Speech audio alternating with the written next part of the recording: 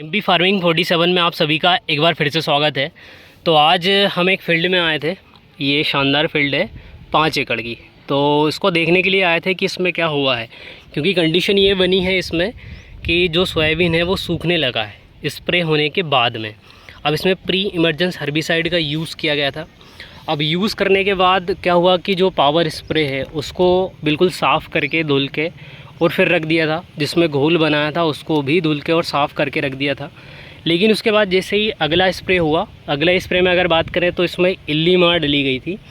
और अगर बात करें इस प्लांट की तो लगभग 15 दिन हो चुके हैं इस वाले प्लांट को। अब इसमें स्प्रे में अगर बात करें तो हुमिक एसिड लिया गया था, उसके साथ में प्रोफेनोसाइफर और इमामेक्टिन। अगर इन चीज़ों के बारे में बात करें तो वैसे काफ़ी किसानों ने इन सभी चीज़ों का या फिर इन इंसेक्टिसाइड के बारे में बात करें तो इनका हमेशा स्प्रे करते आए हैं और इनका कोई भी साइड इफ़ेक्ट अभी तक नहीं हुआ है। कुछ बायो चीज़ें थी। अब ये नहीं कि बोल सकते अपन कि जो बायो के जो प्रोडक्ट हैं वो 100% ख़राब ही आते हैं, लेकिन फिर भी अगर देखा जाए तो फसल की ये कंडीशन है कि इसमें अगर आप देखोगे तो सोयाबीन बिल्कुल सूख रहा है। ये कुछ इस तरीके से ये बिल्कुल सूख रहा है। उसके साथ में ये देखो ये इस प्रकार की कंडीशन बन गई है सोयाबीन की। उसके साथ में अगर बात करें मूंग की तो मूंग तो लगभग अगर देखा जाए तो मूंग की कंडीशन भी थोड़ी सी क्रिटिकल है। ये जो कुछ मूंग था ये भी सूख रहा है, ये कंडीशन है। और उसके साथ में ये कंडीशन बन चुकी है सोयाबीन की और मूंग की। जहाँ स्प्रे हुआ वहाँ की ये कंडीशन बन चुकी है।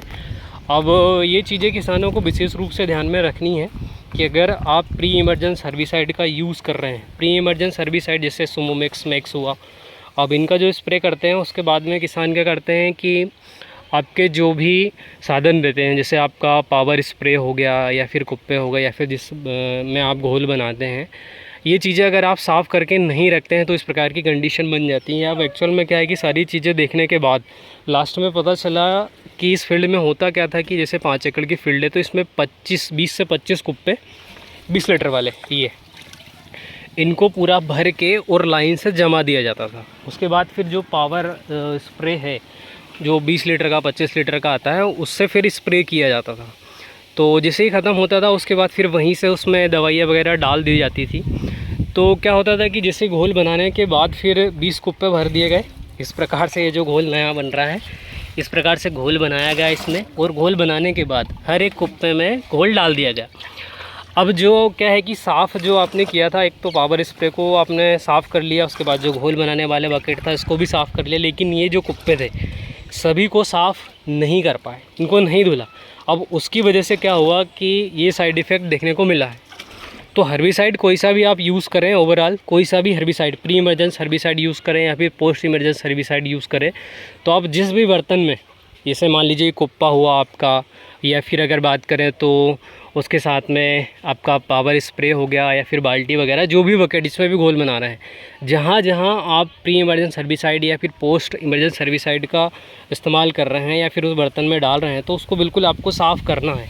अगर साफ़ नहीं किया तो इस प्रकार की कंडीशन बन जाती है। आपकी जो अच्छी खासी फसल है वो इस तरीके से ख़राब हो जाती है। तो ये चीज़ें आपको विशेष रूप से ध्यान में रखना है, जो कि हर बार किसान गलती करते हैं। तो आपको इस चीज़ को विशेष रूप से ध्यान में रखना है। कई बार क्या होता है कि आप बोल देते हो, लेबर के ऊपर ये चीज़ें छोड़ देते हो कि आपको ये चीज़ें साफ़ करके रखना है। तो आपको एक तो पास में रह के खुद आपको ये चीज़ें साफ़ कराना है, और अगर आप अवेलेबल नहीं हैं तो जिस टाइम आप स्प्रे करा रहे हैं अगला स्प्रे, उस टाइम आपको सारी चीज़ें साफ़ करके रखना है। इसके साथ में जो आपका 500 लीटर का या फिर 1000 लीटर का जो पावर स्प्रे आता है, जिसकी नली बहुत लगभग 1000 फीट की नली आती है उसमें, तो उसको भी आपको उसमें पानी डाल के लगभग 200-250 लीटर पानी डालें और जो नली है उसको पूरा साफ़ करें। क्योंकि जो नली आती है उसके अंदर अगर देखें तो जो आपका घोल है लगभग उसमें कम से कम लगभग 50 लीटर पानी रह जाता है। तो ये चीज़ें सारी रहती हैं जो कि आपको विशेष रूप से ध्यान में रखनी है।